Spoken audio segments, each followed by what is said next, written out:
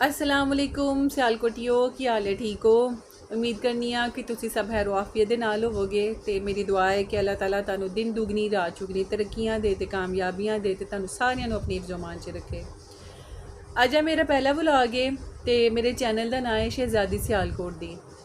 शहजादी सियालकोट दी नाम मैं इसलिए रखा कि जी है ना किसी ने नहीं रखा तो चल मैं रख लेनी, इस तो पहले क्या चोरी हो जाए।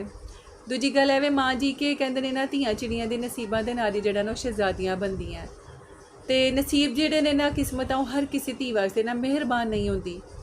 तो हुण मैं एक आखिरी मेरी जिंदगी का एक सी कि मैं चल हुण यह भी कम करके वेख लैनी आ कि हो सकता है हुण जेडे मेरे सियालकोट दे मेरे भरा मेरिया भैणां मेरी माँ ते मेरे प्यो जेडे ने हो सकता है कि इन्हां दी मुहब्बतां जड़ियां ने ना मैनू मिलन ते मैनू भी लगे कि मेरे कोल भी मेरी कोई फैमिली है।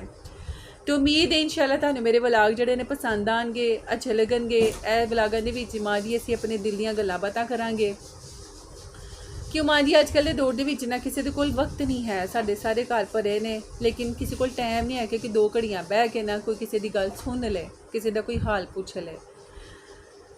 ते पहला व्लॉग है, नहीं पता की गल करनी है, किस तरह करनी है, लेकिन ए वे कि इन्ना जरूर कहांगी कि व्लॉग तुहानू जड़ा वे ना साफ ही मिलणगे, अच्छे मिलणगे। क्यों माँ जी इन्ना मैनू पता है कि एक औरत जड़ी है ना वो पर्दा करके हिजाब करके सिर ते दुपट्टा लैके मास्क ला के भी जड़ा ना वो व्लॉग बना सकती। क्यों जिंदगी माँ जी किसी वास्ते भी सौखी नहीं है, जिंदगी जड़ी है ना वो बड़ी औखी है। हर इंसान के पिछे ना उसकी कोई ना कोई कहानी है जिदा उन्होंने ही पता है कि वो अपने अंदर किहड़ियां कोई जंगा जड़ा ना लड़ता पिया। रब नूं पता है कि असीं अंदरों किन्ने हालियां किन्ने टुटे हाँ। तो मैं ए तो नहीं कहांगी कि जिन्हें मैनू सबसक्राइब ना किया वो काला हो जाए तो मेरी वीडियो उहदे कोल जाती है, जिहदे अंगूठे नहीं है वो लाइक नहीं करता। मेरी दुआ है कि अल्लाह तुहानू सारियां दी जिहड़ियां मजबूरियां मजबूरियां ने ना रब दूर करे।